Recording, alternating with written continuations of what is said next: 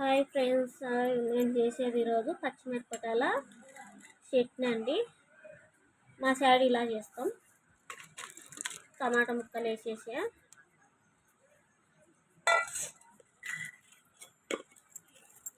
తర్వాత చిటికెడు పసుపు వేస్తున్నా.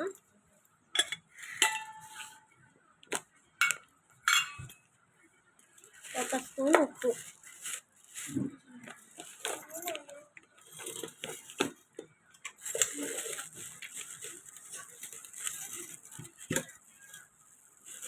నిమ్మకాయ సైజు చింతపండు,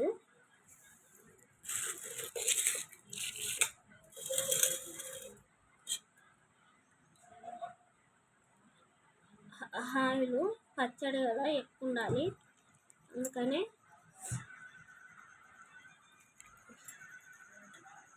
4 స్పూన్లు వేసానండి.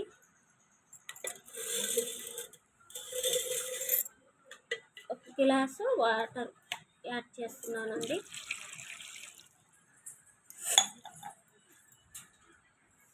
స్టవ్ మీద పెట్టేసానండి.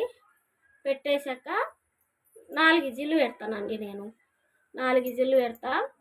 పచ్చిమిర్చి మెత్తగా అయిపోతుంది. ఉడికిందండి. చట్నీ దగ్గర ఇట్లా అయింది.